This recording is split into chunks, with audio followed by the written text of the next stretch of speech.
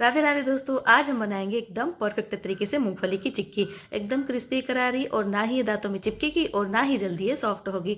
आपको गुड़ कितना लेना है और उसको कब तक कुक करना है और आपका गुड़ कुक हो गया ये कैसे पता चलेगा, ये सारे टिप्स और ट्रिक्स मैं आपको इस वीडियो में साथ साथ बताती रहूंगी।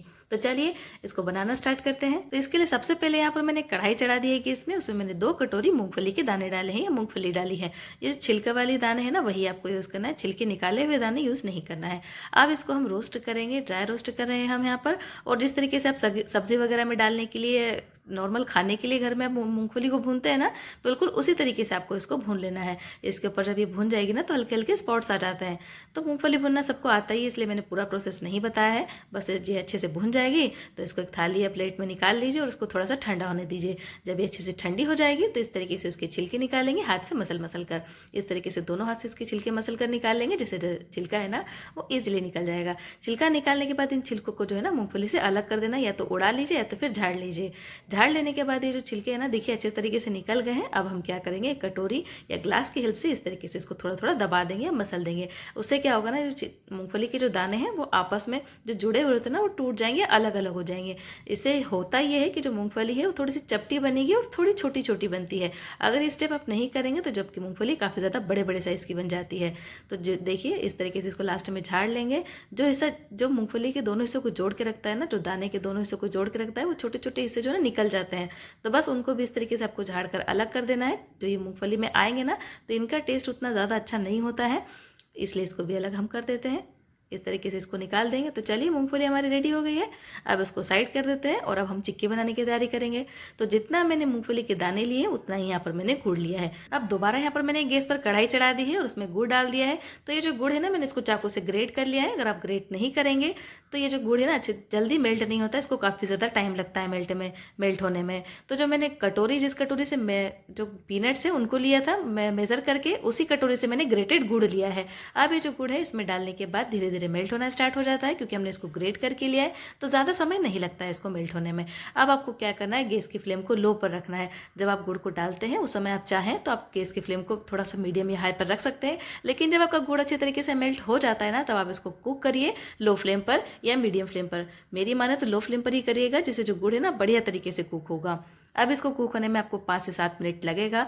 और ये जो गुड़ है ना, अगर आप इसी गुड़ में जैसे ही आप मेल्ट होने के बाद अगर इसमें मूंगफली डाल देंगे ना, तो उसका जो टेस्ट है बस आपको ऐसा लगेगा कि आप गुड़ खा रहे हैं और मूंगफली के दाने खा रहे हैं। जो मूंगफली की चिक्की वाला फ्लेवर है ना, वो फ्लेवर नहीं आता है। अभी आप देख रहे हैं कुछ देर के बाद इसमें कुछ इस तरीके से झाग आने लगा है, ये मतलब ये थोड़ा सा फूला फूला दिख रहा है। अगर आपको लग रहा है कि अभी रेडी हो गया है तो ऐसा बिल्कुल भी नहीं है, ये अभी रेडी नहीं हुआ है, बस इसमें थोड़ा सा फॉर्म क्रिएट होने लगता है। तो चलिए जब तक हमारा गुड़ रेडी हो रहा है, गैस की फ्लेम को अभी मैंने लो पर रखा है, तब तक हम इसको सेट करने के लिए यहाँ पर एक बटर पेपर रेडी कर लेते हैं। तो यहाँ पर मैंने काफ़ी लंबे साइज़ का बटर पेपर निकाला है। अब इसमें थोड़ा सा घी लगाएंगे, थोड़ा सा मेल्टेड बटर या घी लगाएंगे और इसको अच्छे से ग्रीस कर लेंगे। थोड़ा सा इसको अच्छे से हाथ से फैला दीजिए, जिससे हम जब इस पर चिक्की फैलाएंगे ना तो जो चिक्की है वो चिपकेगी नहीं। आप चाहे तो थाली में, प्लेट में या तो फिर प्लेटफॉर्म पर ऐसे ही आप इसको फैला सकते हैं। और उस पर भी आपको पर तेल या घी लगाना पड़ेगा। तो चलिए थोड़ी देर के बाद जो हमारा गुड़ है ना इस तरीके से दिख रहा है, तो अभी आपको मैं बता देती हूँ कि आपका जो गुड़ है वो अभी रेडी नहीं हुआ है। तो उसके लिए यहाँ पर एक कटोरी में मैंने नॉर्मल पानी लिया है, नॉर्मल टेम्परेचर का ये पानी है। उसमें थोड़ा सा ये जो मेल्टेड गुड़ है वो डालेंगे हम, ये जो गुड़ का सिरप है वो डालेंगे।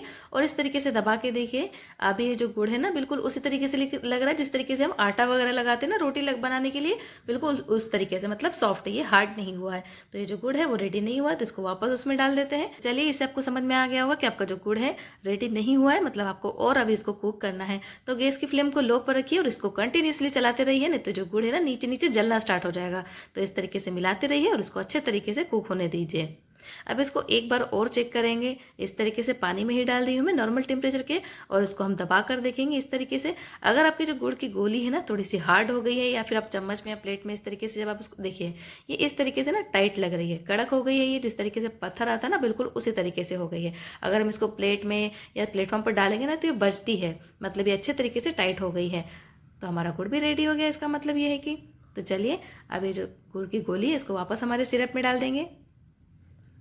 अब इसकी गैस की फ्लेम को लो पर रखिए और इस तरीके से इसको मिला दीजिए। अगर ये टिप आपने सीख ली ना दोस्तों कि गुड़ को आपको किस तरीके से और कितना कुक करना है, तो आपकी जो चिक्की है बहुत ही बढ़िया करारी बनेगी एकदम, और जल्दी सॉफ्ट भी नहीं होगी और ना ही मुंह में चिपकेगी। और जो उसका टेस्ट है ना वो बहुत ही ज़्यादा अल्टीमेट लगता है जब हम गुड़ को बहुत अच्छे तरीके से कुक करते हैं।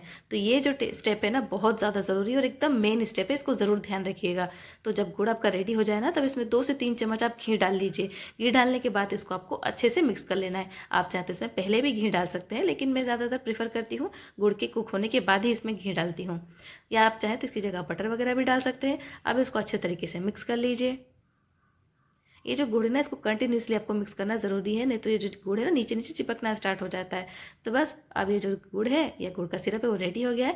तो जो हमने पीनट रेडी करके रखी है वो डाल देते हैं। अब इसके बाद वाला जो स्टेप है ना एकदम फास्ट होने वाला है, तो ज़रूर ध्यान से देखिएगा और आप भी इस स्टेप को ध्यान रखिए, ध्यान से ही बनाइएगा जब अपने घर में आप बनाएंगे।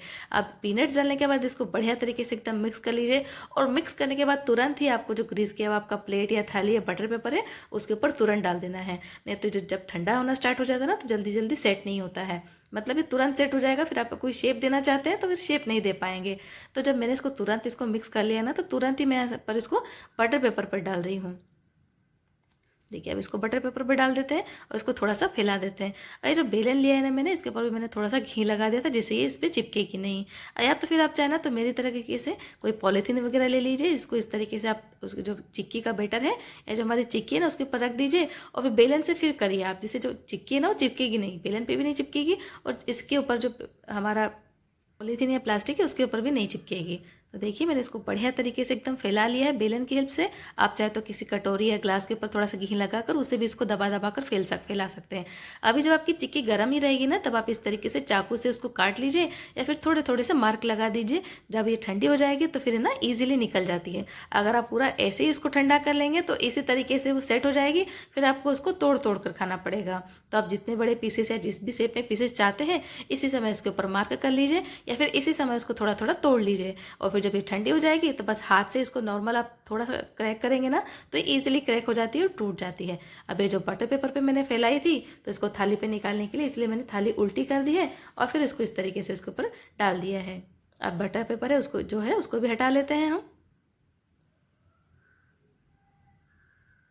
ये देखिए अब ये जो थाली के ऊपर चिक्की आ गई थी ना, वो बैक साइड वाली चिक्की थी। तो अब इसको दूसरी साइड से दिखाने के लिए मैंने दूसरी बार इसको थाली को पलटाया एक और थाली में।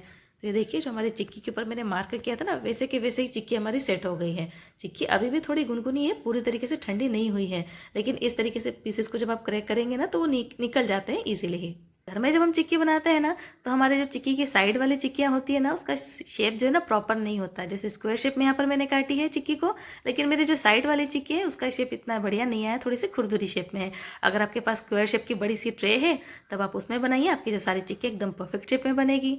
तो चलिए हमारी जो चिक्कियाँ हैं वो ठंडी हो गई लगभग। अब इस तरीके से उनको हम साइड से तोड़ तोड़ के अलग कर देंगे। तो चलिए इसी तरीके से आपको सारी चिक्कियों को ठंडा होने के बाद तोड़ तोड़ कर अलग कर देना है।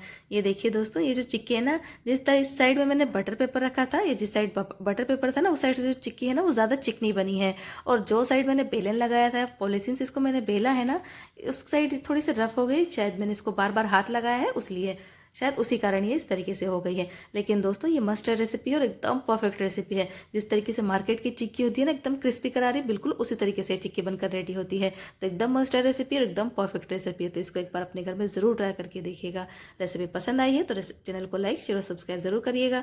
फेसबुक पर देख रहे हैं तो चैनल को लाइक और फॉलो जरूर करिएगा। और रेसिपी कैसी लगी मुझे कमेंट बॉक्स में ज़रूर लिख करके बताना, और एक बार अपने घर में ज़रूर ट्राई करके देखना, आपको ज़रूर पसंद आएगी। तो चलिए दोस्तों मिलते हैं नेक्स्ट रेसिपी में, तब तक के लिए बाय बाय।